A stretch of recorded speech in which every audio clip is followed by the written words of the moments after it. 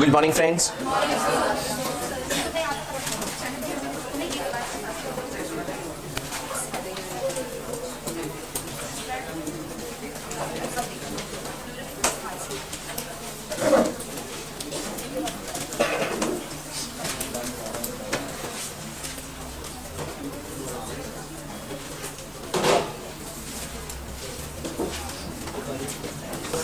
ये जो पीछे बैठे हैं जरा उठ जाएं तीनों।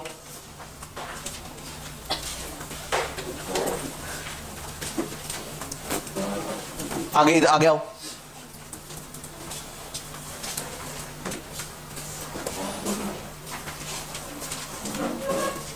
ये सारे चारों के चारों पे उठ जाओ।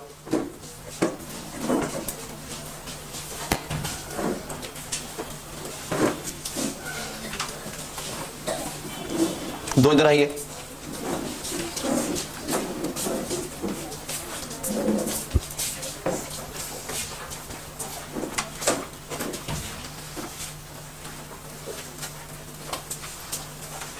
ये एक एक सीट छोड़ के बैठने का क्या रिवाज है? ये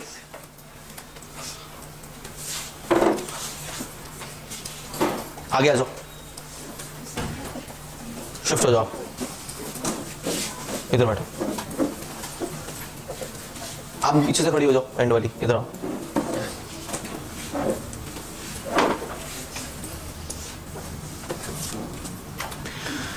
लास्ट लेक्चर में एक टॉपिक हमने स्टार्ट किया था, चेक। और चेक में हमने एक बात की थी, हमने कहा था कि sir cheque is a bill of exchange which is drawn on a bank. ये चेक हमेशा और हमेशा किस पे ड्रॉ होगा? ड्रॉई कौन होगा? बैंक होगा, ड्रॉई बैंक होगा। And includes but truncated cheque and electronic cheque. ये दो चेक हमने नहीं पढ़े थे लास्ट लेक्चर में। हमने सिर्फ कल लास्ट लेक्चर में चेक की डेफिनेशन कर दी, फिर हम चेक में बिल ऑफ एक्सचेंज के डिफरेंस में पढ़ गए, फिर हम bill of exchange promissory note के डिफरेंस में पढ़ गए, और फिर उसके बाद क्लास ही खत्म हो गया, टाइम ही खत्म हो गया। फिर कोई बात नहीं, अब आज करेंगे हम दो। हमने बात करनी है, एक तो ट्रंकेटेड चेक की बात करनी है और एक इलेक्ट्रॉनिक चेक की बात करनी है। दो बातें करनी है, फिर हमारी चेक की जो डेफिनेशन है वो कंप्लीट हो जाएगी। आओ जी स्टार्ट करते हैं। मैं सबसे पहले बात कर रहा हूं ट्रंकेटेड चेक की। Truncated check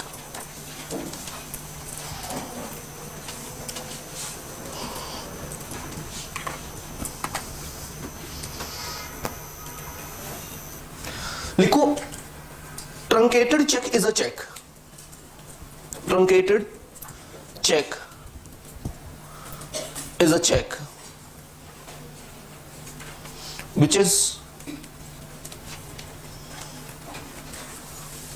converted into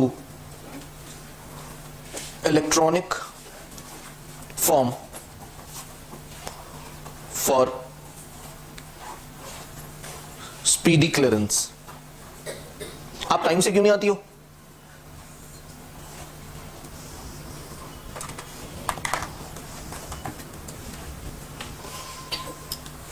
Truncated check is a check which is converted into electronic form for speedy clearance। एक ऐसा चेक है जो फिजिकल फॉर्म में था, लेकिन उसको फिजिकल फॉर्म से इलेक्ट्रॉनिक फॉर्म में कन्वर्ट किया ताकि जल्दी से क्लियर हो जाए, जल्दी से क्लियर हो जाए। इस चेक को थोड़ा सा और समझने के लिए ना एक चीज समझनी पड़ेगी। हम उसको बोलते हैं चेक क्लियरेंस साइकिल। क्या बोलते हैं?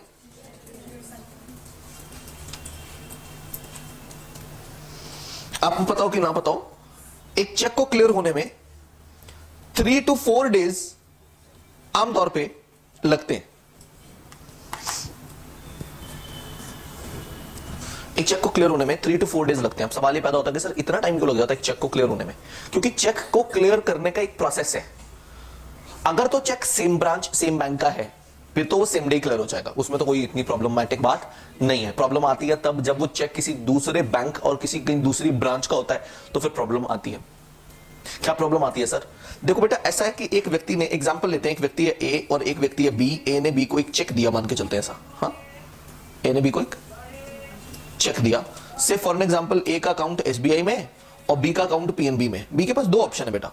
एक ऑप्शन तो ये है कि वो ए के बैंक जाए एसबीआई और चेक को कैश करवा ले।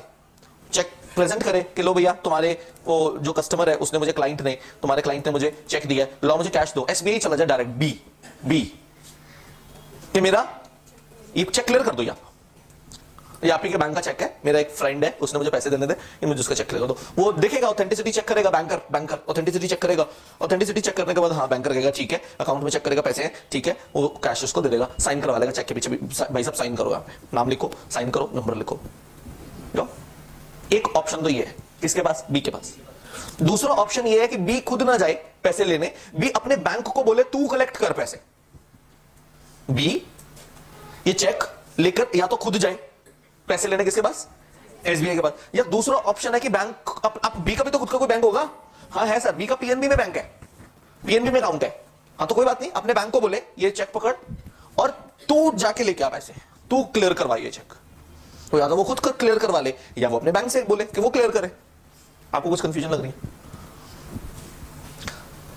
तो दूसरा ऑप्शन है कि सर बी अपने बैंक के पास वो जमा करवा देगा चेक कि ये मेरा चेक है, मेरा आपके बैंक में ये मेरा अकाउंट नंबर है, ये चेक मुझे ए ने दिया है, और वो सारा वो पर्ची आती है ना चेक की, वो भरेगा, पर्ची भर के अपने बैंक में जमा करा देगा। बैंक कलेक्ट करेगा किसके बिहाफ पर, बी के बिहाफ पर, और जो पैसा आएगा वो बी को कैश नहीं देगा बल्कि बी के अकाउंट में डाल देगा, अकाउंट में डाल देगा। तो अब बी ने जब चेक दिया पीएनबी को, तो आप सोचो पीएनबी के पास क्या एक चेक आता होगा क्या? क्या पीएनबी के पास एक बैंक का चेक आता होगा क्या? एक ही बैंक के आते होंगे सारे चेक, सारे एसबीआई के चेक आते होंगे क्या उसके पास? उसके पास तो बहुत सारे बैंक्स के चेक आते होंगे, उसके पास तो बहुत सारे चेक्स आते होंगे, एक दिन के अंदर पता नहीं कितने कितने हजार चेक उसके पास आते होंगे कलेक्शन के लिए। पीएनबी अगर ऐसे सारे बैंकों में जाता फिरे, या कोई बंदा भी रख ले कि जा एसबीआई से तू इतने चेक क्लियर करवा ले, फलाने से इतने करवा ले, ढमकाने से इतने करवा ले, इससे इतने करवा ले, इससे, आपको लगता है पीएनबी कभी टाइम से ये चेक क्लियर करवा पाएगा?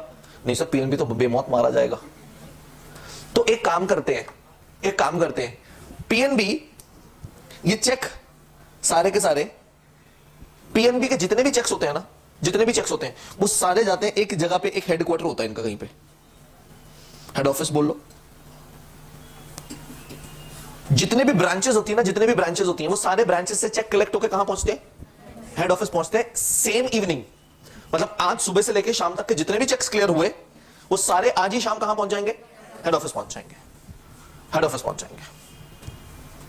हेड ऑफिस के पास तो अब बड़े सारे कलेक्शन होगी चेक्स की, है ना? क्यों? और सर इतने सारे ब्रांचेस से इतने सारे हजारों चेक्स आ गए और इतने सारे बैंक के अलग अलग चेक्स आ गए, अब वो क्या करे सर? अब वो एक एक बैंक के पास जाए, ये पॉसिबल नहीं है, इसीलिए अब यहां पर मुझे एक इंटरमीडिएरी की जरूरत पड़ेगी। अब ये जाएगा, कह सकते हो, क्लियरिंग हाउस के पास। कहां जाएगा? ये क्लियरिंग हाउस क्या है, एक बार ये सुनना जरा। क्लियरिंग हाउस बेसिकली एक ऑर्गेनाइजेशन है made by reserve bank of India, RBI ने बनाई है। किसने बनाई है? आरबीआई ने बनाई है। और जितने भी बैंक्स है ना, उन सबको बोला है कि तुम इसके क्लियरिंग हाउस के क्या बनो? मेंबर बनो। सारे बैंक्स इस क्लियरिंग हाउस के क्या हैं? मेंबर हैं। और किसी बैंक को कोई इतराज भी नहीं है मेंबर बनने से। क्यों? क्योंकि पापा जी ने बनाई है, पापा ने बनाई है ना, बेटों को क्या इतराज होगा?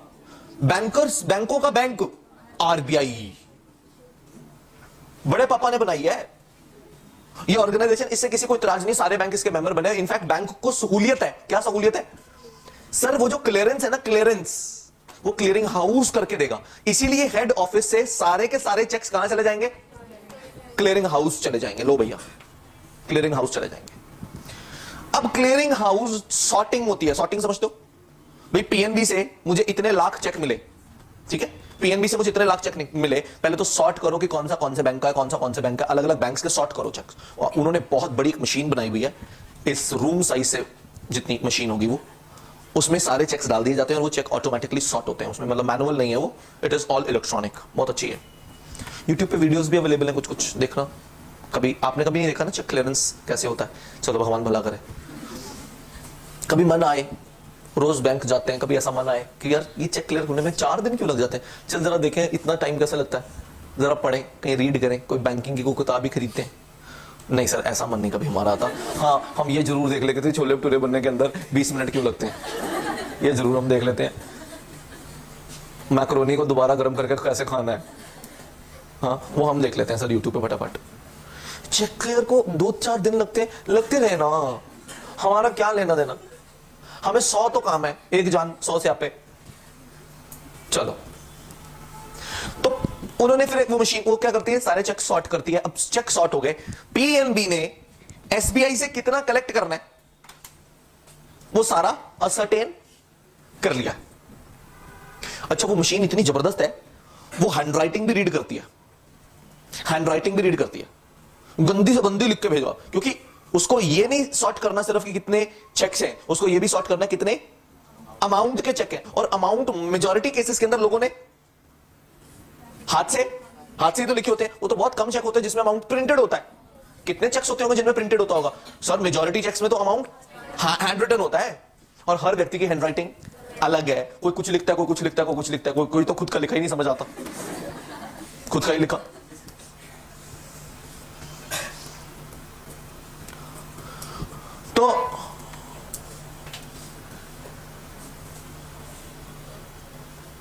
तो फिर वो सॉर्ट करके बताता है कि भैया पीएनबी ने एसबीआई से इतने करोड़ रुपए लेने। लेकिन एक बात बताओ, एसबीआई ने भी तो पीएनबी से कुछ लेने होगा नहीं कि सारा पीएनबी ने ही लेना है? अरे सर एसबीआई को भी बड़े चेक मिले होंगे पीएनबी के, एसबीआई ने भी बहुत कुछ लेना होगा पीएनबी से। अब क्लियरिंग हाउस का काम यह है कि वो इनके बीच में एक सेटलमेंट करवा दे। देख तूने 2 करोड़ देने, उसने 1 करोड़ देने, तू 1 करोड़ रुपए उसको पे कर, बोलो हिसाब हो गया कि नहीं? अब वो पहले 2 करोड़ दे, वो उसको 1 करोड़ दे, क्या नॉनसेंस है? बैंक के अंदर फंड्स की बड़ी रिक्वायरमेंट रहती है, वो 2 करोड़ दे उसको पहले, उसका तो एक दिन के लिए 2 करोड़ गया, अगले दिन उसको 1 करोड़ मिल जाए वापस, तो क्या नॉनसेंस है? सीधा वो 1 करोड़ क्यों नहीं दे देती? क्लियरिंग हाउस का काम है कि वो बैंक्स के बीच में ये क्या करवाता है, सारी सेटलमेंट, सारे क्लियरेंस जो होते हैं, ये क्लियरिंग हाउस का जिम्मा है, क्लियरिंग हाउस का जिम्मा है। नहीं तो बैंक्स आपस में लड़ाई करने लग जाए, है ना? एसबीआई बोले हम पीएनबी का चेक नहीं क्लियर करते, जाओ, नहीं करते, या करेंगे लेट से करेंगे। क्यों? क्योंकि पीएनबी भी हमारे चेक लेट से क्लियर करता है, हम इसकी लेट से करेंगे, तो ये तो लड़ाई पड़ जाए बैंक्स के अंदर, बड़ी प्रॉब्लम हो जाए। क्लियरिंग हाउस ने इन सब के बीच में क्या किया हुआ? अच्छा देखो, ऐसे नहीं कि क्लियरिंग हाउस कहता है कि 1 करोड़ दे तो वो 1 करोड़ दे देगा, आपको चेक्स भी दिखाने पड़ेंगे। ये फिर चेक्स क्लियरिंग हाउस किसके हेड ऑफिस को देगा? बोलो, एसबीआई के हेड ऑफिस पे जाएगा ये चेक। जितने चेक एसबीआई के होंगे वो सारे के सारे उनके हेड ऑफिस पहुंचेंगे।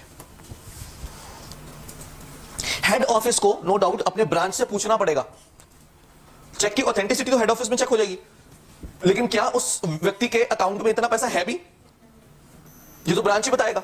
आजकल तो सारा सिस्टम इलेक्ट्रॉनिक हो गया, आजकल तो कोई ऐसी वो सिस्टम नहीं है कि हेड ऑफिस ब्रांच को बोलेगा कि तू बता। आपको पता पहले जमाने में तो चेक क्लियर होने में 5-5, 6-6 दिन लग जाते थे, मोर देन अ वीक। लेकिन अब तो सब कुछ इलेक्ट्रॉनिक हो गया, वो अपने रिकॉर्ड्स में उसका सिर्फ आईडी पासवर्ड डालेंगे, वो चेक करके बता देंगे कि उसके अकाउंट में इतना पैसा है, तो फिर वो पेमेंट रिलीज कर देगा, ये इसको पेमेंट कर देगा,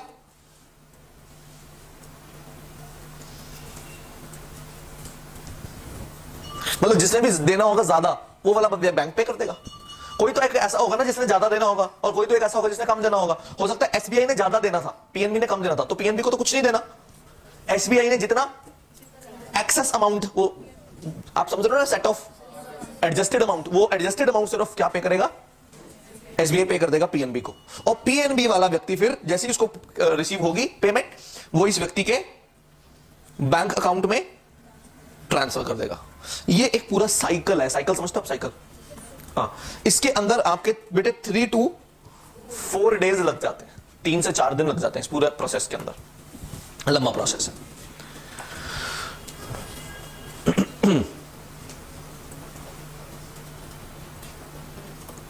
सर इस पूरे प्रोसेस में चेक ट्रंकेटेड चेक कहां आया? इतना लंबा बढ़ा दिया और हमने भी पढ़ लिया। सर हम भूले तो सर आप कुछ भी पढ़ाओगे क्या? सर हम कुछ पूछते नहीं है तो आप जो मन आए सो बोलोगे। सर इस पूरे इसमें ट्रंकेटेड चेक कहां आया? ही नहीं, अब आएगा, अब आएगा। अच्छा बेटे, अब हो ये रहा है कि पीएनबी को इस व्यक्ति ने रिक्वेस्ट किया है, बी ने, कि सर मेरे को चेक 3 दिन नहीं, मुझे तो आज ही पेमेंट चाहिए, मुझे तो सेम डे क्लियरेंस चाहिए।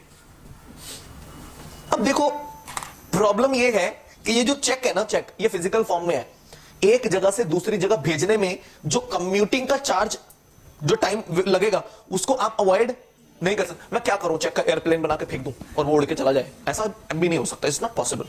और अगर हो तो भी तो उड़ के जाने का टाइम है भैया। आप बोलो कि सर को ऐसा टेक्नोलॉजी आ भी गया। आपको पता ना पीछे वो अमेज़न ने इंडिया में वो शुरू करना था, ड्रोन बंद कर दिए, कंसीक्वेंसेस बड़े खराब थे कि छोटे छोटे जो पैकेजेस हैं वो ड्रोन ही छोड़ आएगा आपके घर, डिलीवरी बॉय की जरूरत नहीं पड़ेगी। लोगों ने कहा कि नहीं इंडिया में मत उड़ाना ये ड्रोन श्रोन। लोगों ने तो सारा दिन घूमना है वट्टा बांध के ना, धागे के आगे वट्टा बांध के ऐसे ऐसे घुमा घुमा के फेंकना है, ड्रोन खींच खींच के उतारना है। वो आईफोन निकला, मेरा आईफोन निकला, और ड्रोन का पुर्जा पुर्जा अलग बेचना है। का मतलब ये भी नहीं कि लूट कर ड्रोन तो छोड़ दो, पूरा का पूरा ड्रोन पुर्जा पुर्जा कहां बिकेगा? चोर बाजार में ढूंढते मर जाओगे। और ड्रोन बाय द वे उड़ेगा कैसे? जीपीएस है ना, रास्ता कैसे खोजेगा? जीपीएस है ना। तो हमारे यहां पर तो कितना इलीगल कंस्ट्रक्शन सेम डे कर लेते हैं। हाँ, सारे ऐसे लंबा लंबा बंबू लेके खड़े होंगे ड्रोन उतारने। मत सोचना ऐसा कुछ। अमेज़न ने उसको कैंसिल किया कि नहीं, इट्स नॉट पॉसिबल। तो क्लियरिंग हाउस की जो सबसे बड़ी प्रॉब्लम है वो ये है कि सर चेक फिजिकल फॉर्म में है और फिजिकल फॉर्म से उसको ट्रांसफर करने में जो टाइम लगता है आप उसको अवॉइड नहीं कर सकते। लेकिन अगर आप उसको टाइम को कम कर सकते हो, अगर आप इस फिजिकल फॉर्म वाले चेक को किस में कन्वर्ट कर लो? इलेक्ट्रॉनिक फॉर्म में कन्वर्ट कर लो। कैसे कर लो? वो सर स्कैनिंग करके चेक की हाई डिजिटल लेवल की, वो मतलब वो वाला स्कैनर नहीं जो हम फोटो क्लिक करके, कैम स्कैनर वो नहीं, इनके बहुत हाई लेवल के जो रेजोल्यूशन के जो स्कैनर्स होते हैं उसके थ्रू स्कैनिंग होती है और स्कैनिंग होकर उसको इलेक्ट्रॉनिक फॉर्म में कन्वर्ट कर देता है। वो स्कैन्ड इमेज को आप अब इमीडिएटली भेज सकते हो। उसके अंदर तो कोई जाने का जो टाइम है वो नहीं है। अभी आपने क्लिक किया उसको मिल गया, उसने आगे क्लिक किया उसको मिल गया, उसने आगे क्लिक किया उसको मिल गया। तो इस पूरी प्रोसेस को हम बोलते हैं चेक ट्रंकेशन। क्या बोलते हैं? चेक ट्रंकेशन का मतलब है जब एक फिजिकल फॉर्म से चेक को हम इलेक्ट्रॉनिक फॉर्म में कन्वर्ट कर देते हैं तो हम उसको बोलते हैं चेक ट्रंकेशन। हमने क्या कर दिया? चेक को ट्रंकेट कर दिया। और वो जो इलेक्ट्रॉनिक फॉर्म में अब जो चेक आ गया उस चेक को हम क्या बोलते हैं? Truncated check. और ये ट्रंकेटेड चेक हमने क्यों बनाया? ताकि फटाफट क्लियर हो जाए। मैं अभी फटाफट हेड ऑफिस भेज दूं, हेड ऑफिस फटाफट क्लियरिंग हाउस भेज दे, क्लियरिंग हाउस आ गया, हेड ऑफिस भेज दे, हेड ऑफिस उसकी क्लियर करके, और वो जो फिजिकल चेक है वो बाद में आता रहेगा। अभी पेमेंट तो करवाओ। तो इसमें क्या है, कुछ आपके 5-6 घंटे लगते हैं, इसमें 5 से भी ज्यादा 4-5 घंटे लगते हैं। तो 4-5 घंटे में आपका जो चेक है ये क्लियर हो जाता है। मतलब सेम डे क्लियरिंग। आज आपने चेक डाला तो आज ही क्लियर हो जाएगा, इररिस्पेक्टिव ऑफ किसी भी बैंक का, किसी भी बैंक का। आरबीआई ने ना नोटिफिकेशन इशू किया था पिछले साल 2018 में, अप्रैल 2018 से उन्होंने कहा था कि चेक ट्रंकेशन मैंडेटरी हो जाए सारे बैंक्स के लिए, मतलब सेम डे। लेकिन वो फिर नोटिफिकेशन उन्होंने हटा दी, वो कई सारे बैंक्स उसको नहीं कर पाए। तो अभी चेक ट्रंकेशन पर आरबीआई चाहता है कि ये चेक ट्रंकेशन वैसे ही हो जाए। मतलब why a customer have to request अपने बैंक को कि भैया मुझे सेम डे क्लियरेंस चाहिए, आप सेम डे क्लियरेंस दो।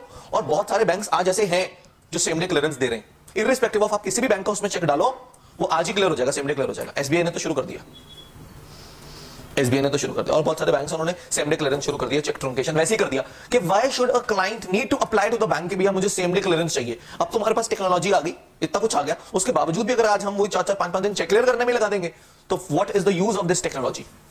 इसका यूज क्या है? इसलिए अब ये तो आपको समझ में आ गया चेक ट्रंकेशन क्या? Process of converting a physical check into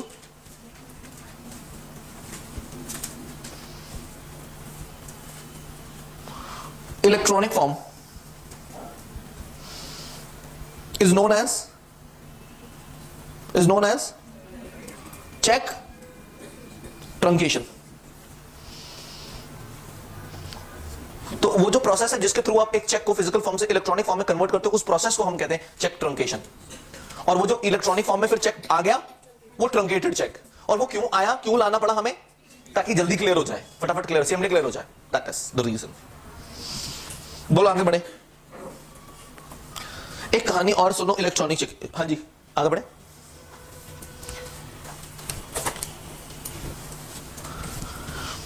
electronic check की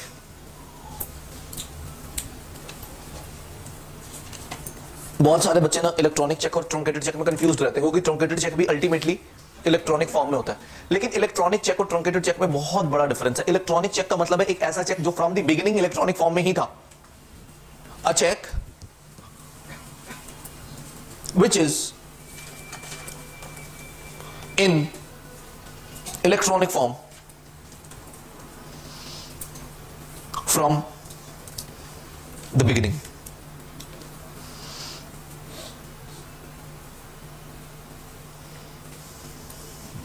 देखो ट्रंकेटेड चेक इनिशियली तो फिजिकल फॉर्म में था ना, ट्रंकेटेड चेक इनिशियली तो फिजिकल फॉर्म में था, वो तो हमने बाद में उसको इलेक्ट्रॉनिक फॉर्म में कन्वर्ट किया था।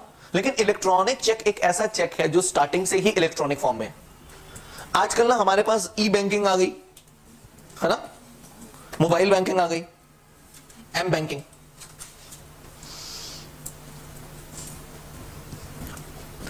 ये ई बैंकिंग एम बैंकिंग ने ना हमारी बैंकिंग को बहुत ज्यादा एडवांस कर दिया। अभी क्या है, चेक के अंदर सबसे बड़ी प्रॉब्लम ये है फिजिकल फॉर्म के अंदर, इट नीड पेपर लगे। सोचो एक कंपनी है, उसने अपने एम्प्लॉइज को सैलरी देनी है। सोच के देखो, आप सोच के देखो, एक कंपनी ने अपने एम्प्लॉइज को सैलरी देनी है। उस कंपनी के अंदर 35,000 एम्प्लॉइज हैं। नहीं हो सकते, नहीं हो सकते। रिलायंस के अंदर 3.5 लाख एम्प्लॉइज हैं। You know that Reliance company के अंदर 3.5 लाख एम्प्लॉइज हैं। हर महीने 3.5 लाख चेक्स जाते हैं, जाते ही होंगे, सैलरी देनी है भाई। तो अगर आप फिजिकल फॉर्म में वो चेक्स रखो तो आपको एक महीने में 3.5 लाख चेक देने हैं। तो वो रिलायंस का जिस बैंक में अकाउंट होगा वो अपने बैंक को क्या बोलता होगा कि भैया वो ट्रक भर के चेक भिजवा दो। क्यों, क्या करना है भैया, हमें सैलरी देनी है। और डायरेक्टर लगा हुआ है साइन करने।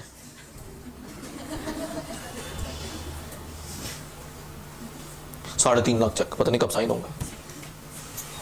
और बड़ी मुश्किल उसने 3 लाख चेक साइन कर दिए, अगला महीना फिर चढ़ गया, लो जी फिर सैलरी दो। एक ट्रक फिर आ गया। कहां अनलोड करें भाई साहब, ये यहां पेटियां रखवा। देखो अगर हम बिजनेस लेवल की बात करें ना तो बड़ा ट्रबल सम बात है ये। और एक और बात और भी है, सैलरी तो ठीक है, सोचो एक कंपनी को अपने शेयर होल्डर्स को डिविडेंड देना है। एक कंपनी के अंदर करोड़ों शेयर होल्डर्स हो सकते हैं, मतलब अगर हजारों एम्प्लॉइज हो सकते हैं। सोचो जिस कंपनी के 3 लाख एम्प्लॉइज हैं तो कितने उसके शेयर होल्डर्स होंगे। हर साल उनको डिविडेंड देना है, फिर चेक देने पड़ेंगे। चेक ही दोगे, अब डिविडेंड देना है।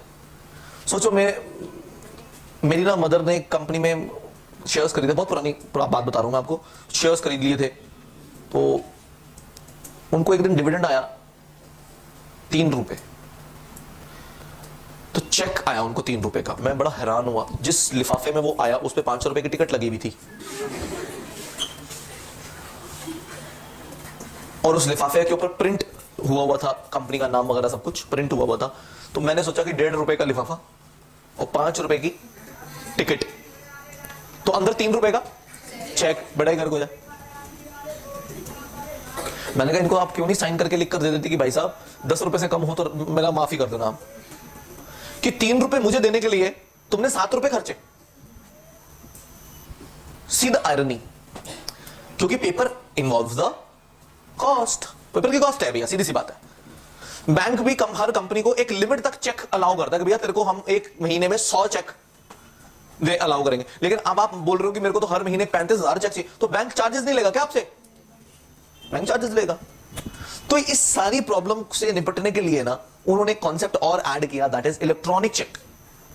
इलेक्ट्रॉनिक चेक का बड़ा सीधा हिसाब है कि भैया पहली बात ये चेक आपका इलेक्ट्रॉनिक फॉर्म में होगा। मतलब अगर आपको एक हम ईमेल आपको हम एक आईडी पासवर्ड देंगे, आप हमारे बैंक की साइट पे जाओ, अपना लॉगिन करो, और लॉगिन करके आप जाओ, एक आपको आपका जो भी लॉगिन उस पर आपका एक ऑप्शन आएगा इलेक्ट्रॉनिक चेक, आप उस पर क्लिक करो तो आपका एक इलेक्ट्रॉनिक चेक कैसे सामने आ जाएगा। आप उसके ऊपर नाम डालो, जिसका भी नाम डालना है, जिसका भी जो भी अमाउंट है अमाउंट डालो, और डिजिटल सिग्नेचर लगाओ उसके ऊपर, क्योंकि उसको साइन भी तो करना है ना। तो उसके ऊपर डिजिटल सिग्नेचर लगाओ, डिजिटल सिग्नेचर लगा के वो चेक आप उस व्यक्ति को ईमेल कर दो, और उसको बोल दो कि भैया तेरे को हमने एक चेक ईमेल कर दिया, अपना देख लेना।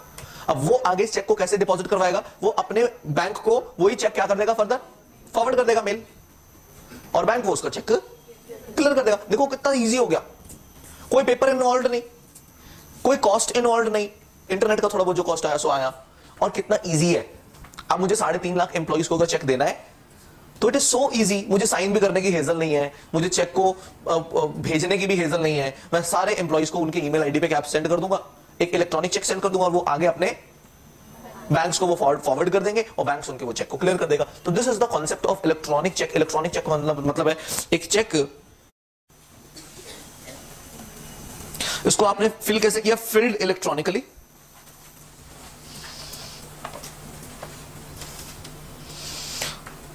फिर इस पे डिजिटल सिग्नेचर लगते हैं,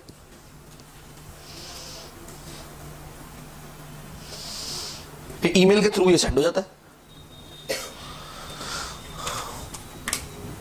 तो बहुत सारे फायदे हैं इसके।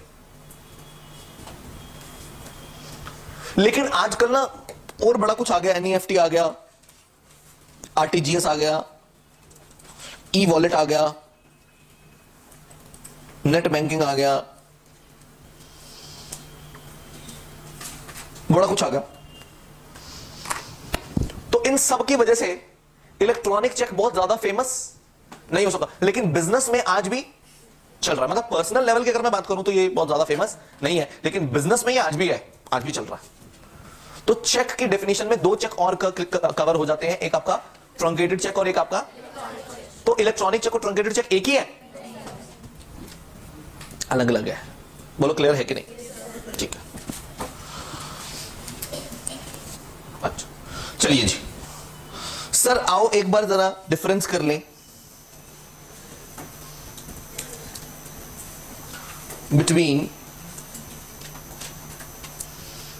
किसमें,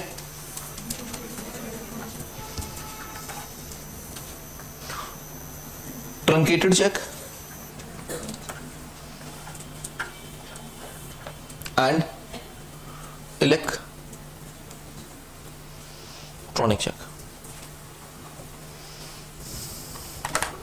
पहली बात, सर इलेक्ट्रॉनिक चेक का नेचर क्या है, ट्रंकेटेड चेक का नेचर क्या है? सर एक ऐसा चेक जो फिजिकल फॉर्म में होता है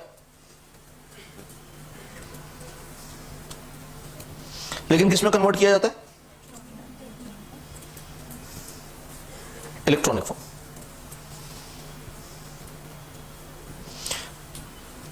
लेकिन electronic cheque in electronic from the, और बताओ सर इसको फिल कैसे करते हो? इसको तो मैनुअली बोलो, और इसको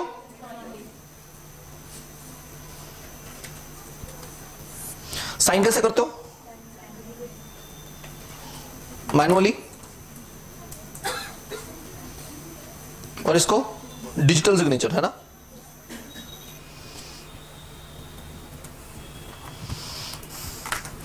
इसका पर्पस क्या है?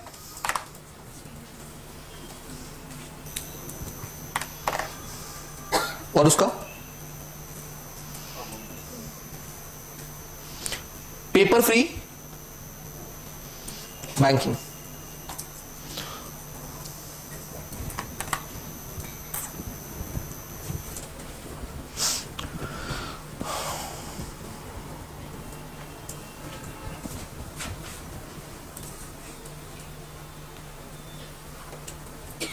आगे बढ़े, आगे चले।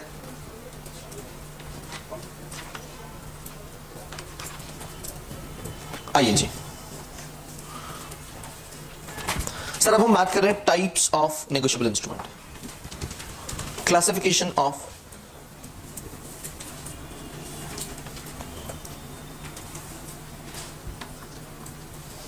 नेगोशिएबल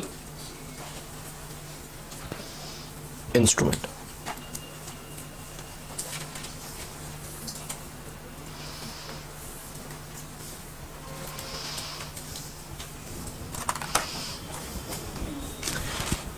सर पहली बात, नेगोशिएबल इंस्ट्रूमेंट की हम जब बात कर रहे हैं ऑन द बेसिस ऑफ पे, हमने जो क्लासिफिकेशन किया उसके क्या बेसिस हैं?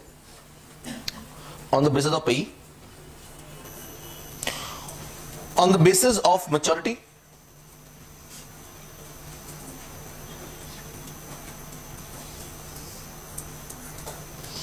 On the basis of place या अदर क्लासिफिकेशन। बेटी 4 क्लासिफिकेशंस हैं जो हमने अलग अलग पार्ट्स में क्लासिफाई किया नेगोशिएबल इंस्ट्रूमेंट को। हम एक एक करके एक एक क्लासिफिकेशन को पढ़ेंगे, समझेंगे और फिर आगे चर्चा करेंगे, उन पे विचार करेंगे।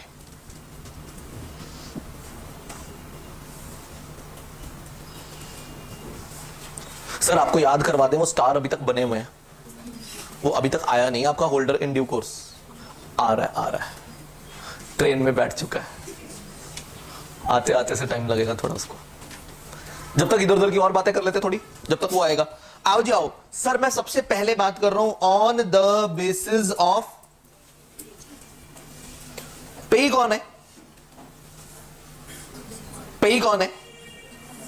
जिसको पैसा मिलेगा वो पेई है, जिसको पैसा मिलना है वो पेई है। सर पेई के बेसिस पर हमने नेगोशिएबल इंस्ट्रूमेंट को 2 पार्ट्स में क्लासिफाई किया। हमने कहा ऑर्डर इंस्ट्रूमेंट और bearer instrument. Order instrument and bearer instrument.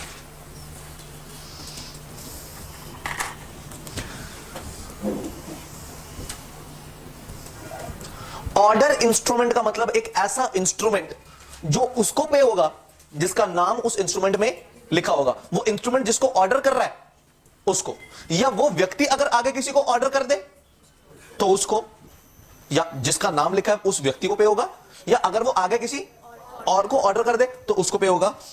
Instrument payable to a person whose name appears on it or on his order to some other person। बेटे एक ऐसा instrument जो या तो उस व्यक्ति को पे होगा जिसका नाम उस पे लिखा है, या उस व्यक्ति को पे होगा जिसको वो ऑर्डर कर रहा है आगे पे करने का, उसको बोलते हैं ऑर्डर इंस्ट्रूमेंट। बहुत सारे बच्चे समझते हैं कि सर ऑर्डर इंस्ट्रूमेंट ना ट्रांसफर नहीं हो सकते क्योंकि जिसका नाम लिखा उसी को पे होगा। अरे नहीं, ट्रांसफर हो सकते हैं, वो आगे ऑर्डर भी तो कर सकता है ना, इसलिए लिख लेना कैन बी ट्रांसफर्ड, पहली बात। लेकिन इसकी जो ट्रांसफर होगी वो कैसे होगी? इन राइटिंग होगी, क्योंकि जिसका नाम लिखा होगा उसको पे होगा, इसलिए आपको ट्रांसफर भी राइटिंग में करनी पड़ेगी ताकि उस व्यक्ति का नाम राइटिंग में आ जाए। राइटिंग में ट्रांसफर करने को हम बोलते हैं एंडोर्समेंट। क्या बोलते हैं? तो ट्रांसफर में और एंडोर्समेंट में क्या फर्क है? सर अगर ट्रांसफर राइटिंग में हो तो कहते हैं एंडोर्समेंट, और अगर ट्रांसफर ओरली हो रही है तो हम कहते हैं डिलीवरी, है ना। मुझे बताओ प्रॉमिसरी नोट हमेशा क्या होगा? ऑर्डर होगा। कैसे? क्योंकि सर वो हमेशा पर्टिकुलर पर्सन को ही पे हो सकता है।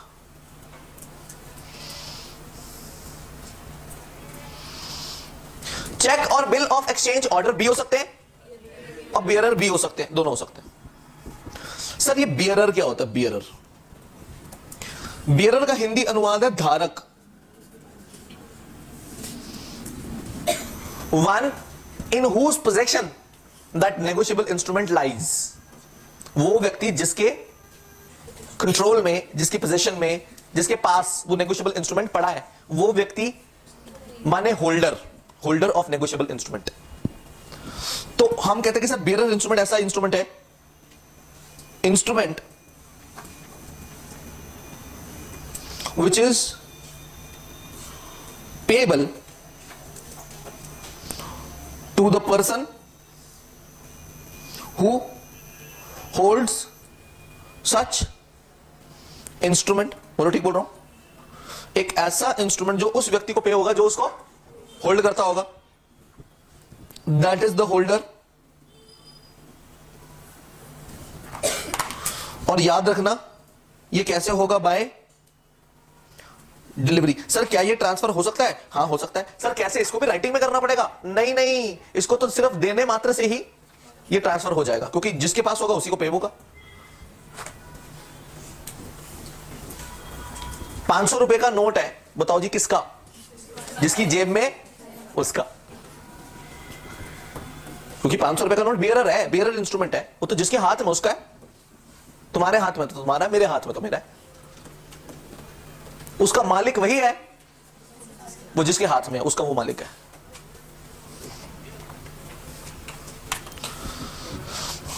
सर याद रखना, बियरर इंस्ट्रूमेंट या तो चेक हो सकता है या फिर बिल ऑफ एक्सचेंज हो सकता है।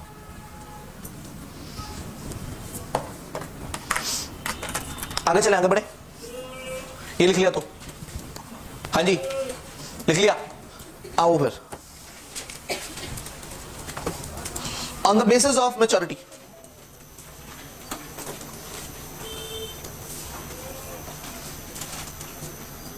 अगला क्लासिफिकेशन पढ़ रहे। मैच्योरिटी के बेसिस पर अगर हम बात करें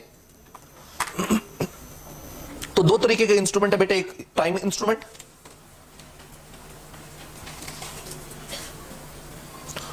और दूसरा instrument payable on demand. Instrument payable on demand.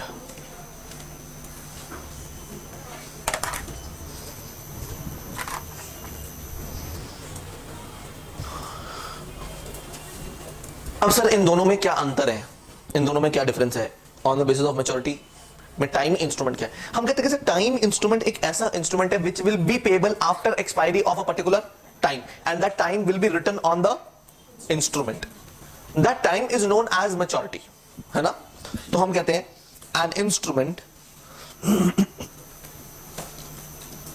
Which is payable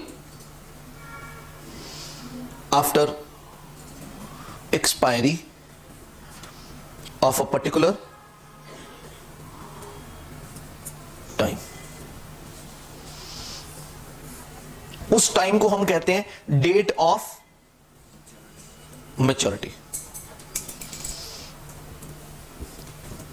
लेकिन एक ऐसा भी इंस्ट्रूमेंट है, instrument payable on demand, it is payable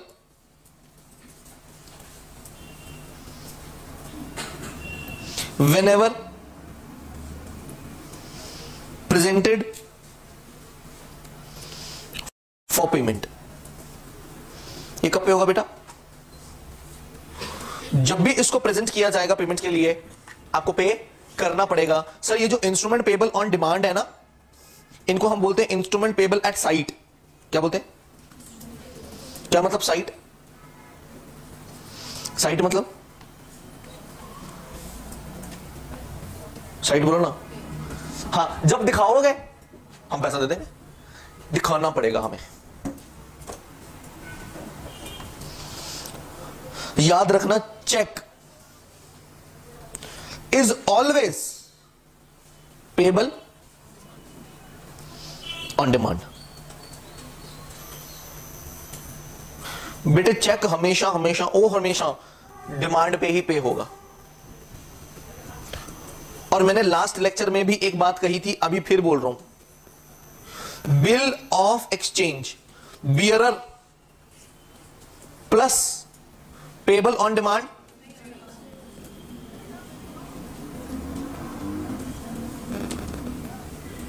नहीं हो सकता, है ना? Bearer plus payable on demand नहीं हो सकता। एक क्वेश्चन पूछूं, क्या promissory note payable on demand हो सकता है?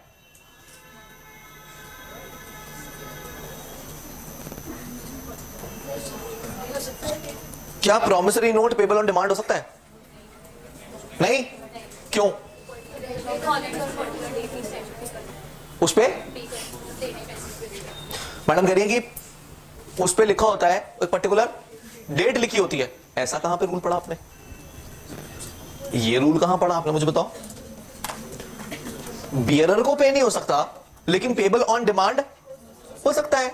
मैं आपको प्रॉमिस करता हूं कि मैं आपको 10,000 रुपए दूंगा जब आप मुझे मांगोगी। पेबल ऑन डिमांड नहीं हो सकता प्रॉमिसरी नोट। और अगर नहीं हो सकता तो प्रॉब्लम क्या है? Promissory note payable on demand हो सकता है। ये कंफ्यूजन बहुत सारे स्टूडेंट्स को है। हम कहते हैं बियरर नहीं हो सकता, क्योंकि बियरर नहीं हो सकता, बच्चे कहते हैं फिर पेबल ऑन डिमांड भी नहीं हो सकता, उसमें भी काटे लो अपने आप ही। अपनी बना लो एक बुक, नेगोशिएबल इंस्ट्रूमेंट एक्ट 2019, हाँ अपने चलाओ।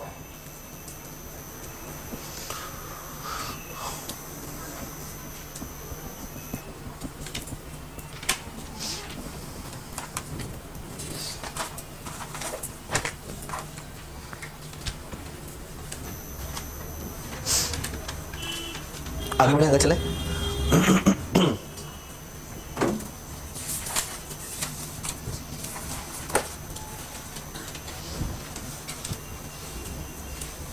On the basis of place,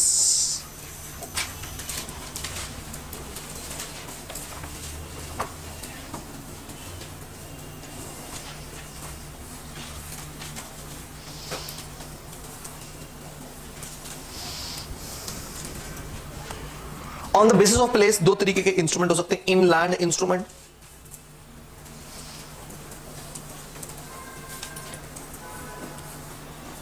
and foreign instrument.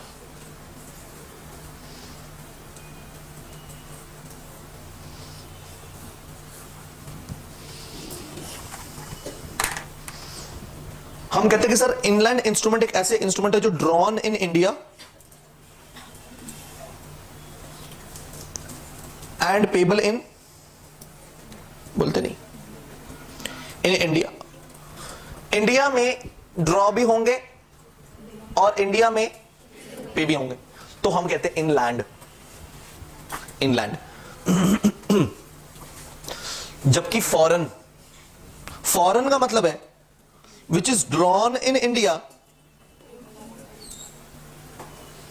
But payable outside India, है ना, फॉरेन हो गया।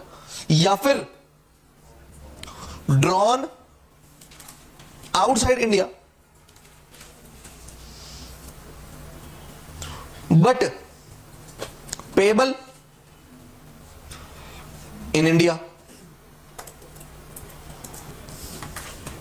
मुझे एक बच्चा पूछता कहता कि सर वो क्या होंगे जो ड्रॉ भी आउटसाइड हुए और पे भी आउटसाइड हुए? Drawn outside India and payable, वो क्या होंगे? वो इनलैंड होंगे।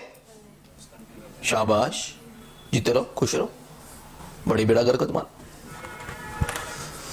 सर देखो होंगे तो ये भी फॉरेन ही होंगे, तो ये भी फॉरेन, क्योंकि ड्रॉ भी आउटसाइड इंडिया हो रहे हैं, पे भी। लेकिन मैं कह रहा हूं कि मेरा इनसे वास्ता क्या है? होंगे तो ये भी फॉरेन इंस्ट्रूमेंट, लेकिन मैं इनको स्टडी क्यों करूं? Why should I study? क्यों? अरे सर मेरा इनसे कोई लेना देना ही नहीं, मेरा इनसे कोई लेना देना। होंगे तो ये भी फॉरेन ही। पेपर में क्वेश्चन आ गया, बताओ जी एक instrument which is drawn outside India and payable outside India. Inland instrument, foreign instrument, all of above, none of above. कोई सारे बच्चे लिखा है नन ऑफ अबव। अरे फॉरेन इंस्ट्रूमेंट है भैया, है तो फॉरेन ही, क्योंकि जो जो जो हमारा नहीं वो फॉरेन, किसी और का, दूसरे का। लेकिन मैं तो ये दो को स्टडी करूंगा ना। बोलो, मैं यहां पर ना एक स्टार लगा रहा हूं। आय हाय सर, हमारा तो ना दिमाग फट जाएगा आपके स्टारों से। इसकी ना थोड़ी सी बात मैं अभी और भी करूंगा आगे, मतलब ये तो एक छोटी सी चर्चा हुई है, आगे और भी कुछ बातें इससे रिलेटेड है, वो भी करनी है। देखो स्टार लगाने से क्या फायदा क्या है? आप कई बार ऐसा होता है हम पढ़ते पढ़ते पढ़ते पढ़ते आगे भूल ही जाते हैं कि कुछ छूटा हुआ है, वो भी पढ़ना था। कई बार ऐसा होता है दिमाग से निकल जाता है। स्टार लगाने का फायदा यह है कि स्टूडेंट ध्यान रखता है, नजर रखता है कि सर तारे लगे हुए हैं, वहां पे तारे बने पड़े हैं, वो तो तारे तो समझे ही नहीं। तो ये एक फायदा रहता है कि वो चेक हो जाता है, डबल चेक हो जाता है। मैं तो करवाऊंगा ही करवाऊंगा। कई बार ऐसा होता है कि कई बार जोश जोश में निकल गया, छूट गया टॉपिक, तो बच्चा फिर पॉइंट आउट करता है कि सर वो फलाना एक जगह पे स्टार है, वो तो अभी तक कटवाया नहीं है, वो अभी तक चमक रहा है, तो वो भी बता दो सर। तो वो डबल चेक हो जाता है, इसलिए मैं लगवा देता हूं। नहीं तो मुझे तो ध्यान है ही आगे बताना है।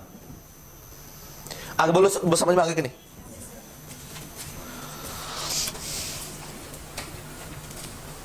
अच्छा, एक है अदर क्लासिफिकेशन।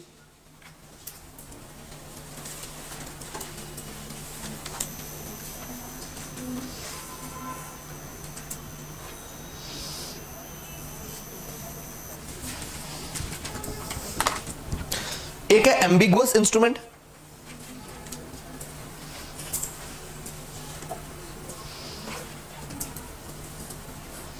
और एक है इनकोएट इंस्ट्रूमेंट। मैं एक एक की चर्चा अलग अलग कर, बस लिख लेते हैं इसके नीचे। पहले सर, एम्बिगुअस इंस्ट्रूमेंट का मतलब एक ऐसा इंस्ट्रूमेंट, एम्बिगुअस का मतलब पता है, which is not clear, not clear, confusing है।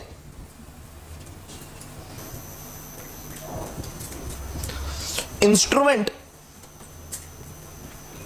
which is not clear by its language। Sir क्या क्लियर नहीं है? That what is the nature of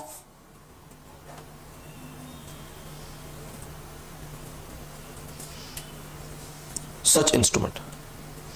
ये एक बात समझना तो बड़ी अच्छी होगी।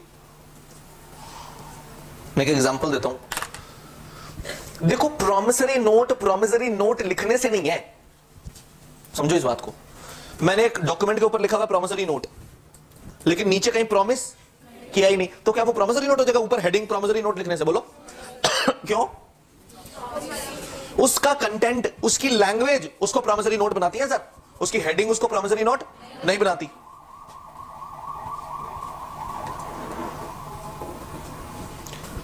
एक इंस्ट्रूमेंट के ऊपर लिखा हुआ बिल ऑफ एक्सचेंज और नीचे कहीं पर भी ऑर्डर जैसी कोई बात, तो क्या वो बिल ऑफ एक्सचेंज बन जाएगा क्या? सर, कई बार ऐसा हो सकता है कि एक इंस्ट्रूमेंट की लैंग्वेज पढ़कर हमें समझ ही नहीं आ रहा कि ये नेगोशिएबल इंस्ट्रूमेंट प्रॉमिसरी नोट है या बिल ऑफ। ओ सर, ऐसे कैसे हो गया सर? ये तो नहीं हम मान सकते। लो जी, मैं एक एग्जांपल लूं। सर एग्जांपल लो आप।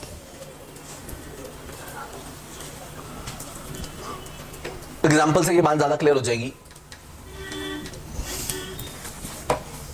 सर, एक ना कंपनी है एक्स लिमिटेड, सुनना बड़े ध्यान से सुनना बेटे।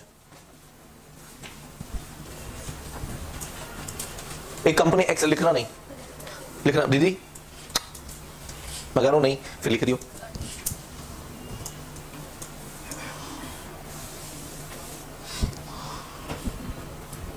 पहली बात, सर एक्स लिमिटेड की 2 ब्रांच ऑफिस है, ब्रांचेस बोल सकते हो, ब्रांच 1 एंड ब्रांच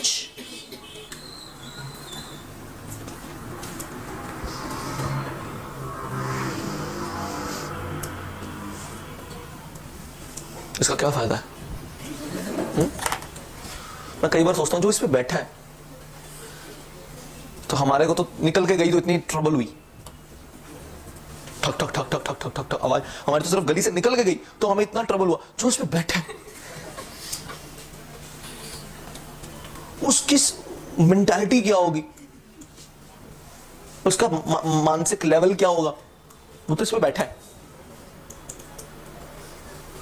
और टिल एंड ये सुनता जाएगा, duck duck duck duck duck duck duck duck duck duck, और बड़ी अच्छी लगती है ट्यून।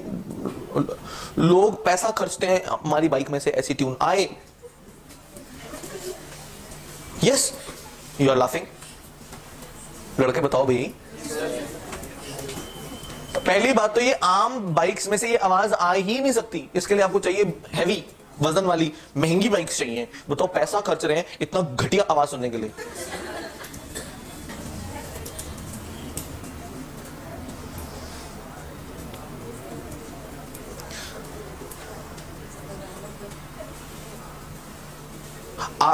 अब ये व्यक्ति आपको लगता है मेंटली साउंड रहेगा सारा दिन?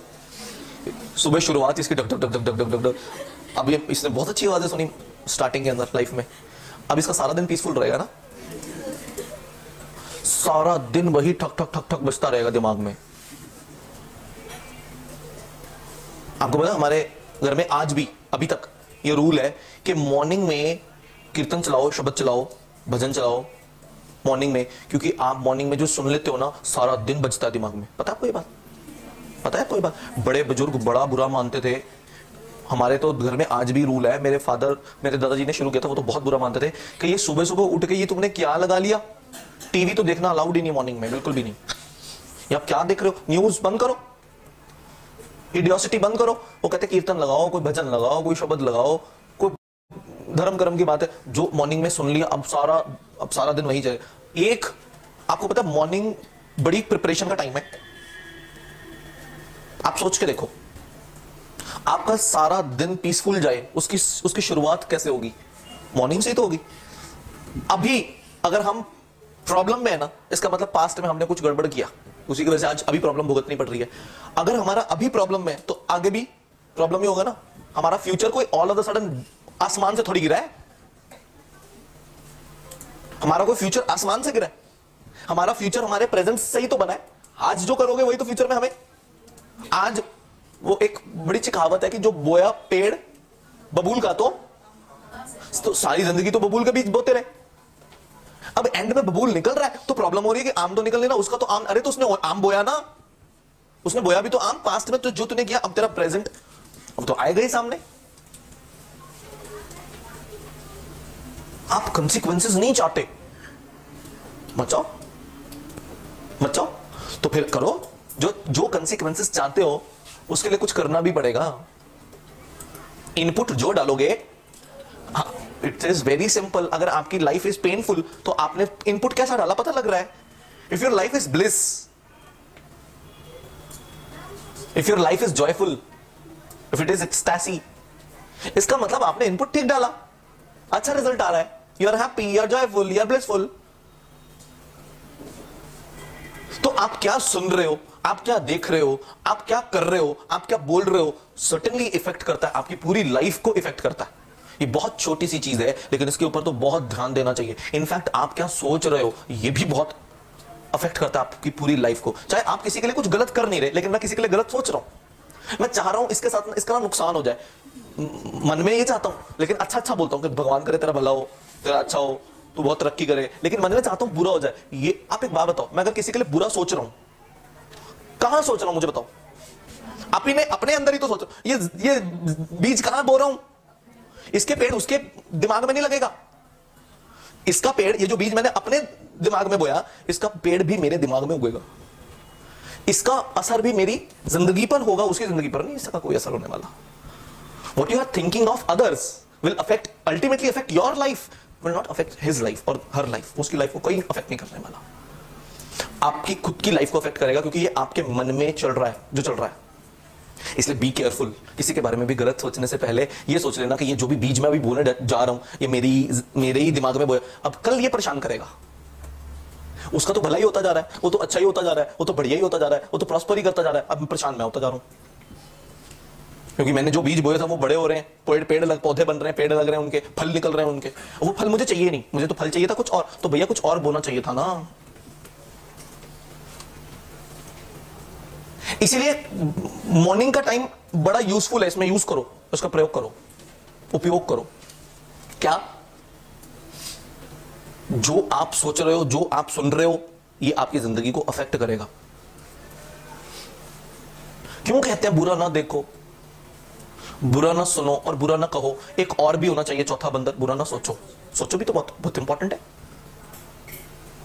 गांधी जी ऊपर ऊपर से तो सिखा गए, अंदर मतलब सोचो जो मर्जी बोलो नहीं, मन ही मन दो गालियां बकनियां बक लो, लेकिन मुंह से मत बोलो, मन में बोलो। और बोलते ही तो है, देते ही है कितनी गालियां, अंदर ही गाली दी। किसको? जवाब आप जानते हो किसको दी। किसी ने नहीं सुनी, सिर्फ आपने नहीं सुनी तो किसको पड़ी? अब मैं कहता हूं एक्स लिमिटेड के दो ऑफिसेज हैं, ब्रांच, एक ब्रांच 1 एक ब्रांच 2।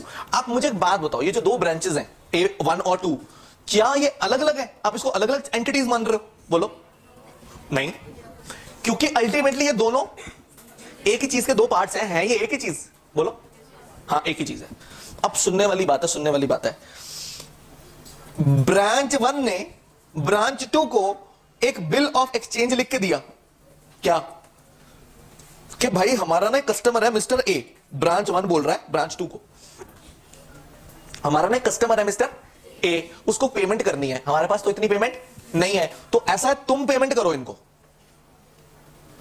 बिल ऑफ एक्सचेंज लिख कर दिया किसने, ब्रांच 1 ने ब्रांच 2 को, और ब्रांच 2 ने इस बिल को क्या कर लिया, एक्सेप्ट कर लिया। मतलब ड्रॉवर कौन हुआ, ड्रॉई कौन हुआ, पेई कौन हुआ, पेयर कौन हुआ।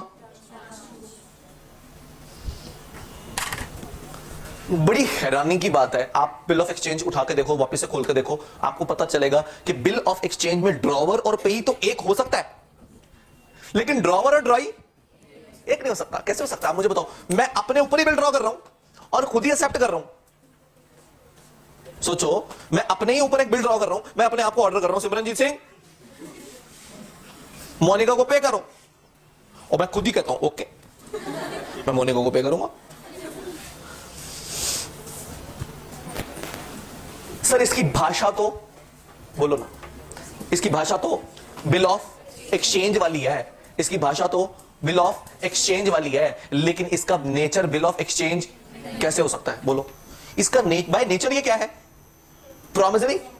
It is as good as कि ये ब्रांच उसको प्रॉमिस कर रही है कि मैं तेरे को पे कर दूंगी, क्योंकि ये दोनों ब्रांचेस एक ही कंपनी का पार्ट है। ड्रॉवर और ड्रॉई क्या हो गया, सेम हो गया। सर ड्रॉवर और ड्रॉई कभी भी बिल ऑफ एक्सचेंज में सेम नहीं हो सकते। हाँ, ड्रॉवर और पे सेम हो सकता है, इसमें कोई दो राय नहीं है, लेकिन ड्रॉवर ड्रॉई सेम नहीं हो सकता। ये तो बहुत बड़ी मूर्खता है कि मैं कोई चीज अपने पे ड्रॉ कर रहा हूं, खुद ही उसको एक्सेप्ट कर रहा हूं। It is as good as कि ये क्या है, एक तरीके का प्रॉमिसरी नोट है। अब बड़े ध्यान से सुनना एक बात, एम्बिगुअस इंस्ट्रूमेंट ऐसे ही इंस्ट्रूमेंट होते हैं जिनकी लैंग्वेज पढ़ के तो लग रहा है कि ये बिल ऑफ एक्सचेंज है, लेकिन बाय नेचर अगर हम इसको समझने की कोशिश करें तो प्रॉमिसरी नोट है। हमें समझ ही नहीं आ रहा कि ये इसको बिल ऑफ एक्सचेंज माने या प्रॉमिसरी नोट माने, क्योंकि बिल ऑफ एक्सचेंज भी एक तरीके से, अगर हम ब्रांचेस को अलग अलग एंटिटीज माने तो बिल ऑफ एक्सचेंज भी ठीक है, फिर तो कोई प्रॉब्लम नहीं है, लेकिन अगर हम ब्रांचेस को एक ही माने तो फिर ये प्रॉमिसरी नोट है, फिर ये बिल ऑफ एक्सचेंज। मेरी बात समझ में आ रही कि नहीं। ऐसे इंस्ट्रूमेंट्स को हम क्या नाम देते हैं, एम्बिगुअस इंस्ट्रूमेंट नाम देते हैं। सर चलो बात तो सर सरल हो गई, एम्बिगुअस इंस्ट्रूमेंट तो समझ में आ गया सर, लेकिन एक बात फंस गई, अब क्या माने क्या इसको, आपने वो नहीं बताया क्या माने प्रॉमिसरी नोट। क्यों, वो कहता है यहां पर जो भी ये पार्टीज है ना, पार्टीज ये म्यूचुअली डिसाइड कर ले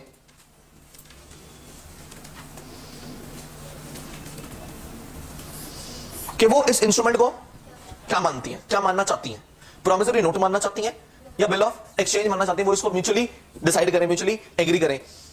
एक बार उन्होंने जो भी म्यूचुअली एग्री कर लिया, they can not change later on, बाद में उसको चेंज, मतलब ऐसा नहीं कि आज प्रॉमिसरी नोट मान लिया, चलो कल अब क्या मान लेते हैं, नहीं नहीं।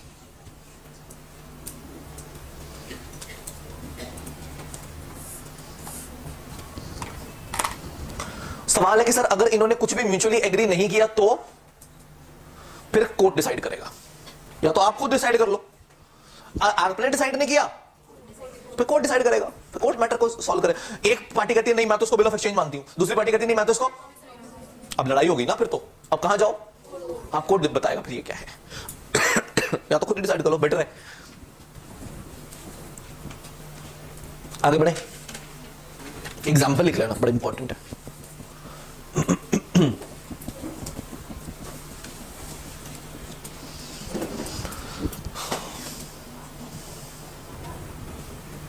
बोलो बेटा आगे बढ़े, लिख लो लिख लो।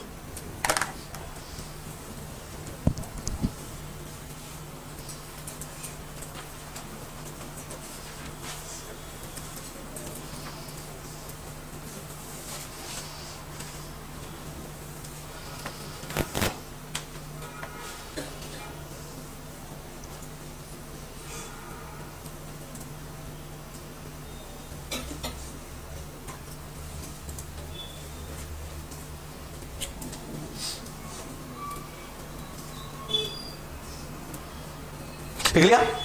आइए जी सर, अब हम बात कर रहे हैं आगे फर्दर। सर एक इंस्ट्रूमेंट ये रह गया, इनकोएट इंस्ट्रूमेंट। इनकोएट इंस्ट्रूमेंट कौन सा इंस्ट्रूमेंट है, हम कहते हैं कि सर इनकोएट का मतलब है बेटे इनकम्प्लीट। क्या मतलब है,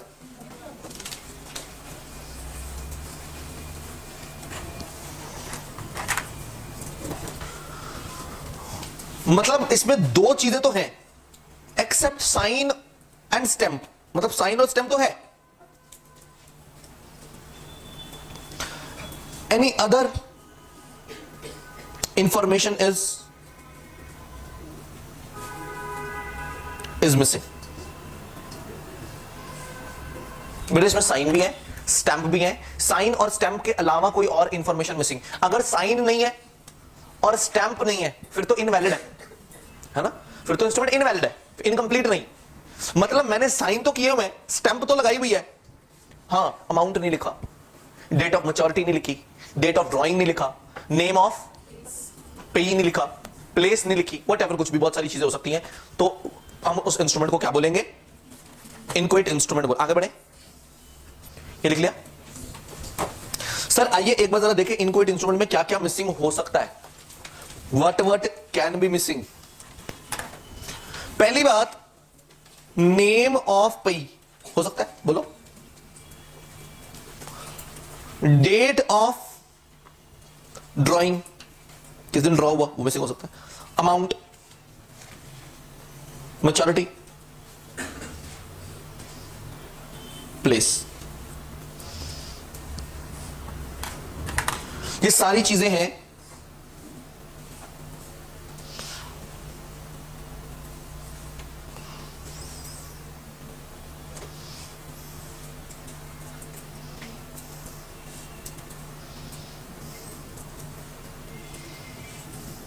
that can be missing in inchoate instrument.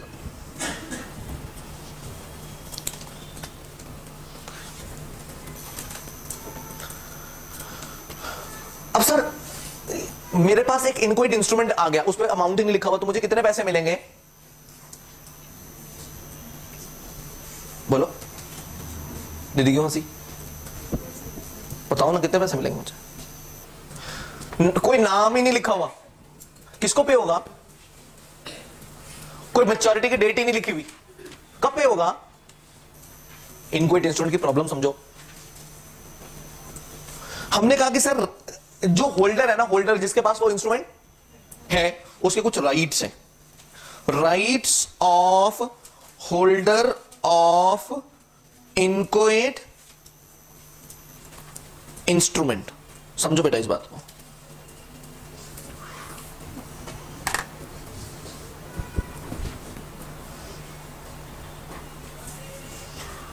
इनक्विट instrument के होल्डर के क्या राइट्स हैं? पहला, holder can complete the instrument by filling the blank column. अच्छा, have you heard of blank cheque? Blank cheque मतलब साइन करके दे दिया, ले जो मन आए सो डाल दे।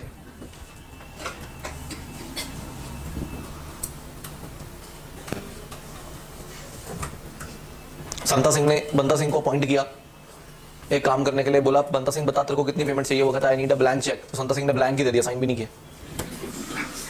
This is not a blank cheque, ये इनक्विट थोड़ी है, ये तो इनवैलिड है, इसकी तो कोई वैलिडिटी नहीं है, इसकी तो कोई वैलिडिटी नहीं है। लेकिन इनक्विट इंस्ट्रूमेंट की तो वैलिडिटी होती है। पर सवाल आया कि सर फिर अमाउंट कितना पे हो, किसको पे हो, किस डेट पे पे हो? तो सर वो अगर जो इनकम्प्लीट है वो होल्डर के पास राइट है कि वो उसको फिल कर सकता है, क्योंकि होल्डर के पास अथॉरिटी है। आप पहली बात, ये तो देने वाले की बेवकूफी है ना, देने वाले की ना समझी है कि वो बिना ही अमाउंट लिखे, बिना ही नाम लिखे, बिना ही डेट लिखे, बिना ही प्लेस लिखे दिया जा रहा उसको, ये तो उसकी ना समझी है। अच्छा क्वेश्चन बता रहा हूं, पूछ रहा हूं, सब कुछ लिखा था, अमाउंट वगैरह सब कुछ लिखा था, नेम, अमाउंट, सिर्फ डेट नहीं लिखी थी। क्या ये इनक्विट है? क्या ये इनक्विट है? Answer is yes. मैं तो कह रहा हूं इनमें से कोई एक भी मिसिंग हो तो इनक्विट है। इनक्विट का मतलब है जो कंप्लीट नहीं है। आप मुझे बताओ ना, डेट नहीं लिखी हुई, क्या बिना डेट के कोई इंस्ट्रूमेंट कंप्लीट हो सकता है? क्या बिना मैच्योरिटी के कोई इंस्ट्रूमेंट कंप्लीट हो सकता है? क्या बिना पे के कोई इंस्ट्रूमेंट कंप्लीट हो सकता है? क्या बिना अमाउंट के कोई इंस्ट्रूमेंट कंप्लीट हो सकता है? क्या बिना प्लेस के कोई इंस्ट्रूमेंट कंप्लीट हो सकता है? अगर एक भी मतलब कई बच्चे ऐसा सोचते हैं कि सर ने जितनी लिखी है ना सारी मिसिंग हो तो इनक्विट। मैं तो कह रहा हूं सारी थी, एक कोई भी ना हो तो भी इनक्विट है, इनक्विट है। इनक्वाइट इंस्ट्रूमेंट के होल्डर के पास राइट होता है कि वो उस इनक्वाइट इंस्ट्रूमेंट को कंप्लीट कर सकता है, लेकिन एक बात और ध्यान रखना बेटा, ऐसा करते वक्त वो एक बात का ध्यान रखेगा कि वो विद इन अथॉरिटी इसको फिल कर सकता है। विद इन अथॉरिटी मतलब औकात में।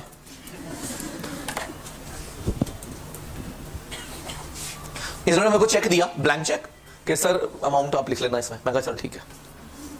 अब मैंने इनसे 20,000 रुपए लेने थे, मैंने लिख दिया 50 लाख रुपए। क्या मैंने ठीक, मैं होल्डर हूं ना इनक्वाइट इंस्ट्रूमेंट का, मैंने ठीक किया? क्यों? मेरी तो इतनी अथॉरिटी। मगर ये बात अब इनको कोर्ट में प्रूव करनी पड़ेगी कि मेरे पास ये लिखने की अथॉरिटी। कैसे करोगे बताओ? मुश्किल है। इसीलिए किसी को ऐसे इंस्ट्रूमेंट मत दो। हम तो कहते हैं कि सर ब्लैंक चेक में आप ज्यादा अगर अमाउंट लिख लो, ये गलत है। लॉ तो कहता है गलत है। आपको जितनी अथॉरिटी थी आपको उतना अमाउंट लिखना चाहिए था, लेकिन ये प्रूव कैसे होगा कि मेरी अथॉरिटी इतनी थी? अगला कहेगा मेरी अथॉरिटी थी 50 लाख रुपए लिखने की, वो प्रूव करे कि मेरी नहीं थी अथॉरिटी। करो।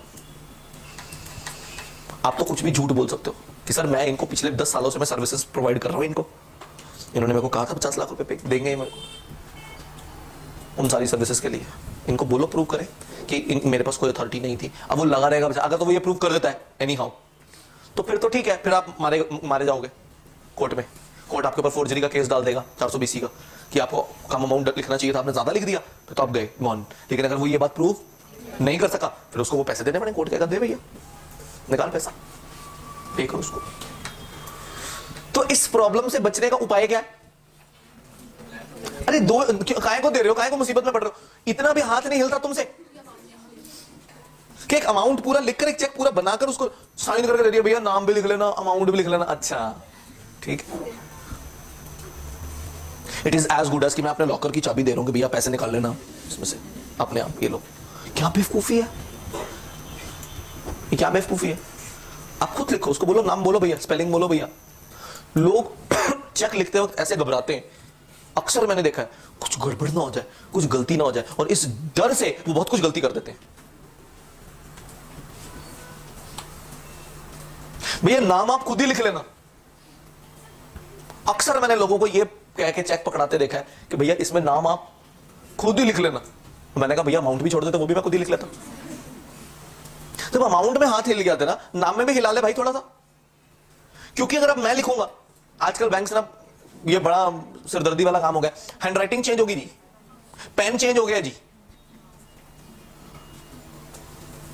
ये फलाना पेन है, ये रेनॉल्ड्स का पेन है, ये उसका पेन है, साइन किसी और पेन से हुआ है। अगले अपनी जगह ठीक है, पता नहीं तुम ये चेक कहीं से चुरा के ही ना ले आए हो, अगले ने साइन करके रखा हो, तुम्हें तुम्हारे हाथ लग गया, तुमने दूसरे पेन से भर लिया। बैंकर अपनी जगह गलत, वो तो ठीक है, तो पूरे प्रिकॉशंस लेगा भी हम पढ़ेंगे। पिंग बैंकर की लायबिलिटीज है, अगर उसने पे करते वक्त प्रिकॉशंस नहीं लिए तो उसको भुगतान करना पड़ेगा। कस्टमर तो उसको ही पकड़ेगा ना, तूने पे कैसे कर दिया? अगर तेरे को डाउट था, how the hell you have paid that amount. क्या बोले सर, क्लियर और नॉट? अब सॉरी ये सारी बातें तो हुई, कंप्लीट हुई।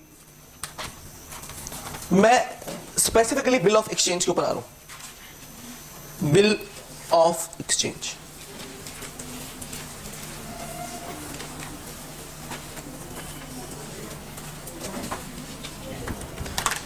देखो अभी तक तो जो भी हम बात कर रहे थे वो जेनेरिक थी।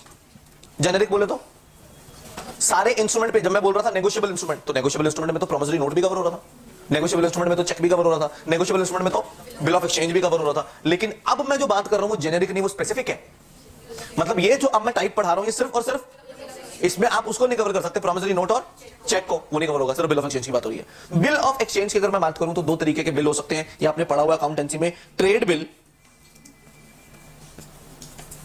एंड अकोमोडेशन बिल, पढ़ा हुआ ना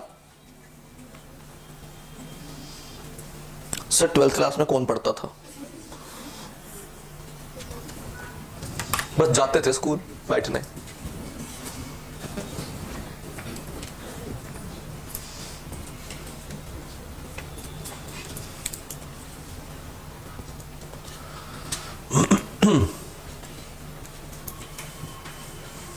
ट्रेड बिल का मतलब है पहली बात, those bills which are drawn for consideration. एक छोटी सी बात मैं और भी करना चाहूंगा आपसे अभी इस वक्त। इस चैप्टर को पढ़ते वक्त ना हमें एक बात को ध्यान रखना पड़ेगा कि सर ये हम जो पढ़ रहे हैं ना, एक्चुअली क्या हमने अपनी लाइफ में कुछ चेक्स देखे हैं, चेक्स कुछ हद तक पापा ने मम्मी को दिया है ना, ऐसे कुछ कुछ चेक्स हमने देखे हैं। लेकिन आप ये मत मानकर चलना कि जो हमने देखा है वही होता है, क्योंकि जो हमने देखा है वो सिर्फ एक हाउस होल्ड लेवल तक ही देखा है। बिजनेस लेवल में तो देखा ही नहीं कि आपने कभी बिजनेस लेवल में चेक कैसे देना है, किसी को कैसे लेना है, किसी से चेक, आपको वो सारी बातें नहीं पता। तो ये मत समझ लेना कि आपको चेक्स के बारे में सब कुछ ही पता है और जो आपको पता है वो अल्टीमेट है, उसके आगे कुछ नहीं है, उसके आगे बहुत कुछ अभी जानने वाला। बिजनेस लेवल के तो अभी आपने कोई ट्रांजैक्शंस देखे ही नहीं। मैं भी बहुत सारी बातें करूंगा कि एक व्यक्ति दूसरे व्यक्ति को चेक भी एंडोर्स कर सकता है। अब बच्चे बड़े घबराते हैं कि सर चेक कैसे एंडोर्स हो सकता है, चेक तो कभी एंडोर्स हो ही नहीं सकता। हो सकता है बशर्ते उसके ऊपर क्रॉसिंग ना हुई हो, वो अलग चीज है। अकाउंट पे की अगर क्रॉसिंग हो गई तो आप उस चेक को एंडोर्स नहीं कर सकते। वो क्यों करते हैं अकाउंट पे की क्रॉसिंग, वो सारी क्यों बातें आती हैं, वो बिजनेस लेवल से अगर हम पढ़ेंगे तो ज्यादा क्लियर होगा। क्लियर है? ठीक है। अच्छा, अकोमोडेट ट्रेड बिल का मतलब एक ऐसा बिल ऑफ एक्सचेंज जो आपने कंसीडरेशन के बदले ड्रॉ किया। कंसीडरेशन के बदले मतलब भाई उससे पैसे लिए, सॉरी उससे गुड्स लिए, पैसे थे नहीं देने को, तो उसने एक बिल बना के हमें दे दिया, हमने एक्सेप्ट कर दिया, हमने कहा ले भैया, एक्सेप्ट करके हमने उसको बिल दे दिया। अब ये जो बिल बनाया गया ये फॉर कंसीडरेशन बनाया गया, इसको हम क्या बोलेंगे? ट्रेड बिल बोलेंगे। लेकिन एक और भी होता है अकोमोडेशन बिल, जिसको बोलते हैं वो bill, those bills which are drawn without consideration। माने क्या मतलब विदाउट कंसिडरेशन? एवं बना कर दे दिया। याद रखना ट्रेड बिल क्यों बना रहे हैं? This bill are drawn in ordinary course of business. ये क्यों ड्रॉ किए जाते हैं? Drawn in ordinary course of business.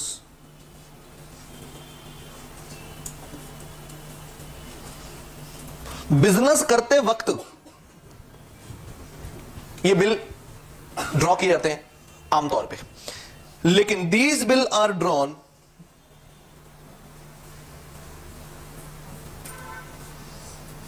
To accommodate the other party.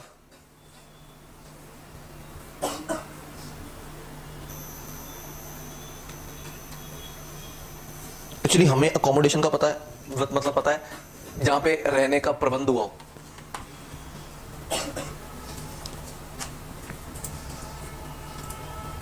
हम कहते हैं हमने आपके रहने के लिए अकोमोडेशन, अभी तक हमने अकोमोडेशन ऐसे ही पढ़ा था वर्ड। अकोमोडेशन का मतलब है सुविधा। क्या मतलब है? अकोमोडेशन बिल एक ऐसे बिल है जो दूसरे पार्टी की सुविधा के लिए हमने उसको बना के दिए। अब सर ऐसी क्या सुविधा थी, उसको दुविधा क्या थी जो उसको सुविधा करी? अब एक बार एक एग्जांपल लेते हैं, ये सारी बात समझ में आएगी। आप आर यू फाइन? बाहर जाना चाहते हो 2 मिनट के लिए? जाओ सांस ले आओ। यहाँ ऑक्सीजन भी खत्म हो रही है आहिस्ता आहिस्ता। लेना एक थैली में डाल के मेरे लिए भी थोड़ी सी ले आओ।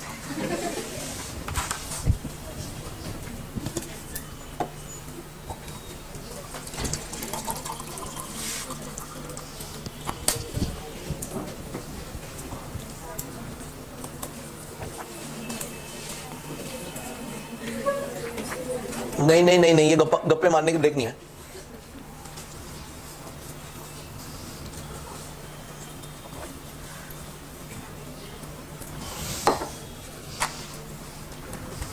डू यू नो गोल गप्पे का नाम गोल गप्पे क्यों है? यही खा के तो औरतें गोल गोल गप्पे मारती हैं। गोल गोल गप्पे। आओ जी। नहीं नहीं बात दीदी बात में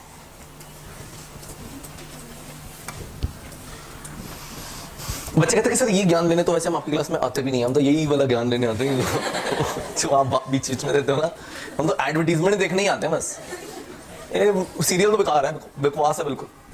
मेन सीरियल तो मशहूरी देखने आते सिर्फ। हाँ सुनो जी सुनो, बस ये लास्ट पॉइंट है, फिर इसके बाद छुट्टी। कुछ देखो कितनी भैया। अकोमोडेशन बिल का मतलब सुनो, ए को 50,000 रुपए चाहिए। कितना इनाम रखे है सरकार हम पर? ए को 50,000 रुपए चाहिए, बी से मांग रहा है, बी को कह रहा है भाई यार पैसे दे दे यार। बी कहता है कितने? ए कहता है 50,000 रुपए। बी कहता है यार मेरे पास तो नहीं है 50,000 रुपये, मैं तो नहीं दे सकता तेरे को। हाँ लेकिन मैं तेरी मदद कर सकता हूं। अच्छा, ए कहता है कैसे मदद कर सकता है, मतलब क्या क्या कर सकता है। बी कहता है तू एक काम कर, तू ना एक बिल ऑफ एक्सचेंज बना। क्या बना? मेरे नाम पे मुझे ऑर्डर कर कि बी मुझे 50,000 रुपए पे करो। अच्छा, पर ए कहता कि तूने तो मुझे कोई 50,000 रुपए नहीं देने। हाँ तो बी कहता झूठा बना लो ना, ऐसे झूठ। अच्छा, ए कहता ठीक है, फिर ए कहता कि तू मुझे दे, मैं उस बिल को एक्सेप्ट भी कर लूंगा, मैं उस बिल को एक्सेप्ट कर लूंगा। अच्छा, ए कहता फिर क्या? बी कहता तू जा बैंक के पास और बैंक से ये बिल क्या करवा ले, डिस्काउंट करवा ले। बैंक को बोल कि एक मेरे पास बिल है, मुझे ना ये डिस्काउंट करवाना है, और तू जितने दिनों बाद मुझे वापस कर सकता है पैसे, तू उस डेट लिख ले, 3 मंथ्स या 4 मंथ्स जो भी डेट है उस पर लिख ले। तो बैंक जब तू जाएगा ना बैंक के पास, तो बैंक देख तेरे को पूरे 50,000 तो नहीं देगा, लेकिन कुछ डिस्काउंट काट के वो तेरे को से 45,000 रुपए दे देगा। देख तेरा 45,000 रुपए से काम चल जाएगा। तो मतलब ये जो बिल बनाया, पहली बात ये फॉर कंसिडरेशन नहीं बनाया गया, ये तो बनाया गया किसी दूसरी पार्टी को अकोमोडेट करने के लिए, उसकी सुविधा के लिए ये बिल बनाया गया। ये बुद्धू बनाने के लिए बैंक को बनाया गया। अच्छा, ड्यू डेट पे होगा, बैंक पेमेंट मांगने जाएगा किसके पास? बी मना कर देगा, बी कहेगा मेरे पास नहीं है, जाओ। तो बैंक फिर किसको पकड़ेगा? तो ए को देने पड़ेंगे, ए को पैसे देने पड़ेंगे। तो इस बिल को हम क्या बोलते हैं? Accommodation bill. एक ऐसा बिल जो ड्रॉ किया गया है दूसरी पार्टी को अकोमोडेट करने के लिए। मेरी बात समझ में आ रही कि नहीं? तो जो कंसीडरेशन के लिए ड्रॉ किया उसको बोलते हैं ट्रेड बिल, जो विदाउट कंसीडरेशन ड्रॉ किया उसको बोलते हैं अकोमोडेशन बिल। और इसका नाम अकोमोडेशन इसलिए क्योंकि दूसरी पार्टी को अकोमोडेट करने के लिए बनाया गया, अकोमोडेशन बिल नाम ही इसका। बोले सर क्लियर और नॉट? आज इतना ही करते हैं, बाकी नेक्स्ट क्लास में करेंगे, सो कर लेना। जो डाउट्स होंगे नेक्स्ट क्लास में लेंगे।